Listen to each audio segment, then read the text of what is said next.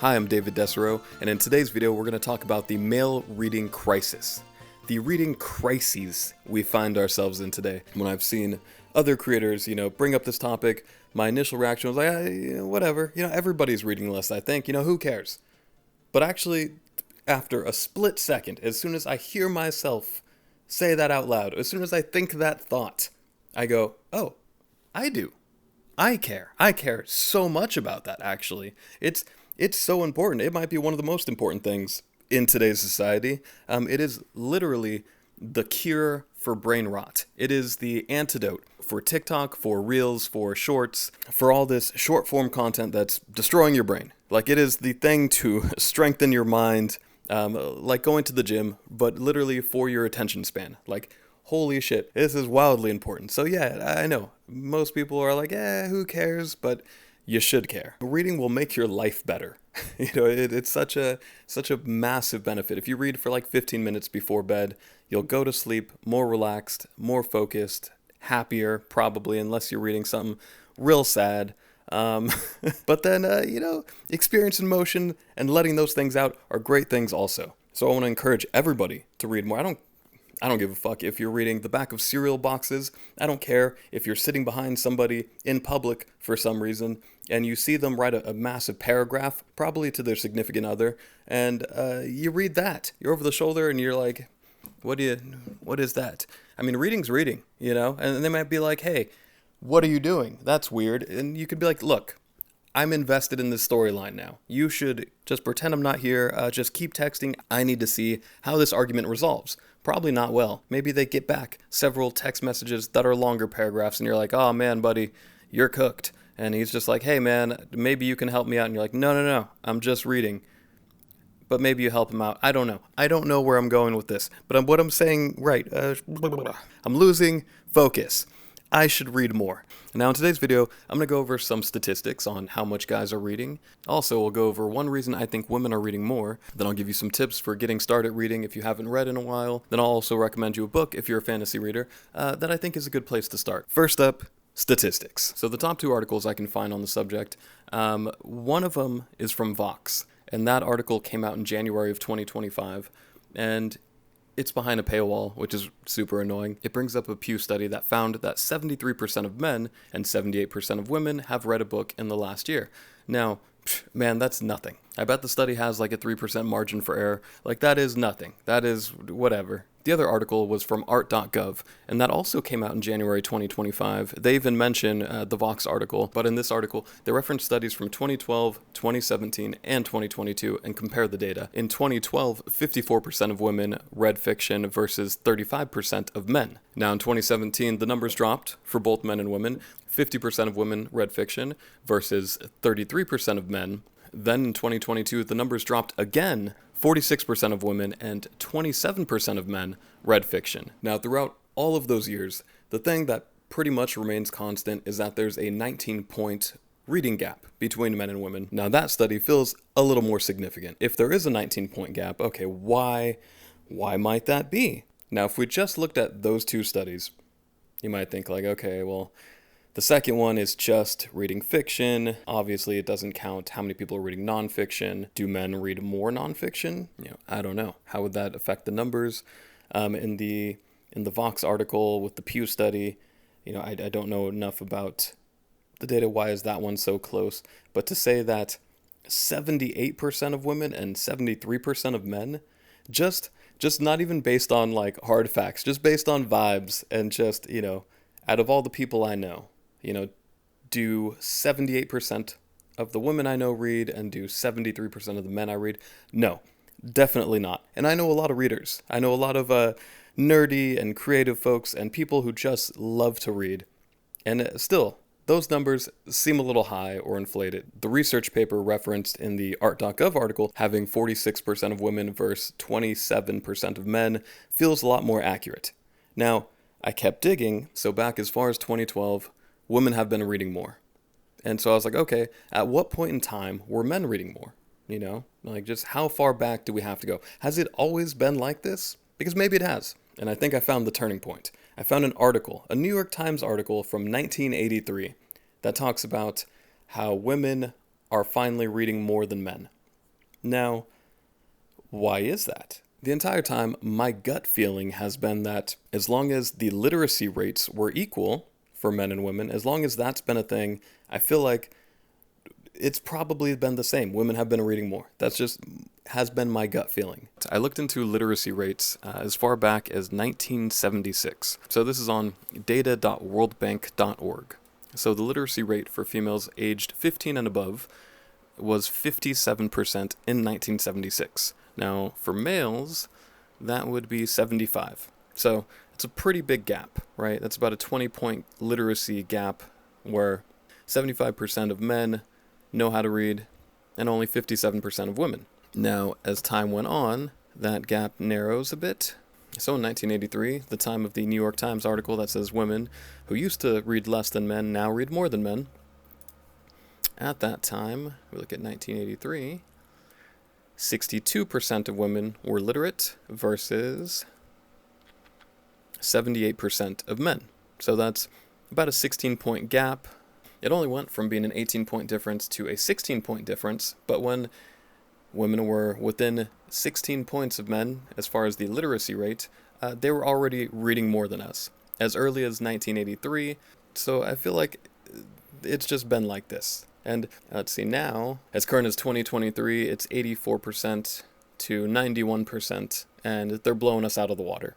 So I think as far as it just being a specifically male reading crisis, I'm not as worried. But the thing that does concern me, this is a human reading crisis. The gap's always been there. As far as what I can find, as far as like recorded data that we have, it seems like, once the literacy rates were even close to being equal, women have been reading more. It is what it is. But I think the more concerning thing is that people across the board are reading less. And that's a bad thing. Especially with our ever-shrinking attention span. This is literally the cure, so we all need to read more. Next up, why I think women read more. Alright, so I have a kind of a weird reason, okay? It's probably not the reason, but I feel like it is. And I think the main reason women read more than men is because there is no genre. There's no subgenre, there's no type of book, there's no type of literature or nonfiction that men enjoy as much as women love romance. I'll say it again.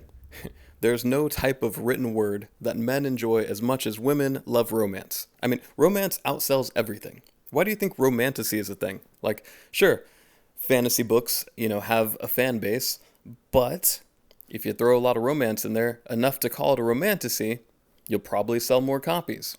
Is that a good thing, bad thing, whatever? I'm not getting into that, which is why you see all these posts of people going into Target or like a store that's not just a bookstore, a store, once again, like Target. There's other kinds of stores like that, I'm pretty sure. You go to the book section and it's like, oh, it's all, like their fantasy is all romantasy. Maybe a part of it is there are people in publishing with certain agendas they want to push, maybe, or maybe they just want to put out whatever will sell the absolute most amount of copies and make them the most amount of money.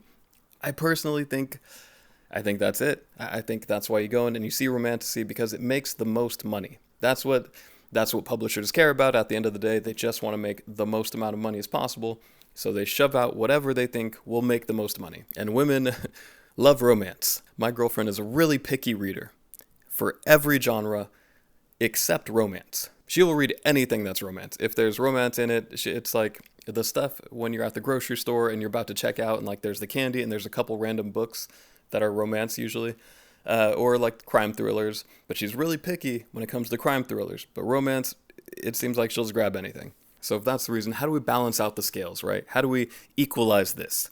So do we need more smut aimed at men? Is that the thing? Do we have to include picture books? Because men are more visual, maybe. I don't know. I don't know if smut is the only reason. I don't know if smut is the only reason that women read more. It's probably not. But damn, is it popular. A little advice on how to read more. The first part of this I want to talk about is book snobbery. Don't let the book snobs keep you down, okay? If you feel intimidated or something like that, like, oh, you need to read a certain type of book, you don't. You really don't. You could read whatever the fuck you like. If you enjoy something, if you read something and you enjoy it, Live it up, man. I know recently there was some drama about Book Talk Bros. These guys that only read these popular fantasy series. If they're reading, having a good time, man, who gives a shit? Just let them enjoy things. Especially if you're just getting back into reading. Like, you don't have to push yourself to read the most challenging works of fiction or nonfiction or philosophy or, the deepest stuff. You could read stuff that just is just pure entertainment. When I was much younger, I used to love reading the Resident Evil books by S.D. Perry. Nobody else talked about them. I don't know if anybody else knew they existed, but they were really cool, fun, action, survival horror. I read those. When I was younger than that, I read Goosebumps. I loved reading, just kind of dark and creepy stories. I think it was like a year ago where on Book Talk, people were giving a lot of crap to this one girl who was like, I only read the dialogue, which is not great because you're not getting the full benefit of reading. I feel like to, read the prose and the descriptions of the story and let your imagination, really put it all together. I feel like that's just good for your brain. But I mean, if it's not reading anything or just reading the dialogue, fuck it, just read the dialogue. Like, if that's what gets you into reading, do it. Who cares what other people say? Honestly, it doesn't matter. These are strangers on the internet. Who cares what they think? The other new thing that people are complaining and whining about is performative reading, having people go out in public with the book and read it. That's it. That's all they're doing. And maybe some people are being performative, but I think a lot of people just like to read books. I think if you like reading, you'll probably do it in a lot of places. Me personally, if I know I'm going to have to wait somewhere for a long time, I'm bringing a book and I will read it. And sometimes people are like, oh, that's cool. What are you reading? Tell me about it. And I'll be like, yeah, sure. And, I'll have some good conversations. I hate reading on my phone. If I have to sit here and scroll on my phone, I hate it. I don't know, man. It just bothers me. If that's what's stopping you, if you're like, man, I only have time to read, on the bus ride to work or the train ride or, here and there, whatever, just do it, man. If you are getting back into reading, a lot of times what happens is people are like, all right, let me get back into reading. What are the important ones? If I can only read a couple, what do I have to read? And I think, honestly, that's probably a bad way to go about it. For a few reasons, but I think sometimes we look at classics and they might not be the most easy to digest right away. Maybe that's not your starting point, right? So for me personally, as a writer, I'm like, all right, what are the best American writers? In history, what do we got? And a name that always comes up is Faulkner, William Faulkner, right? So I had, many years ago, I bought this trilogy of his most popular works. So I started with The Sound and the Fury. And the way he writes, you could read it. It's not the most difficult, but it is pretty difficult.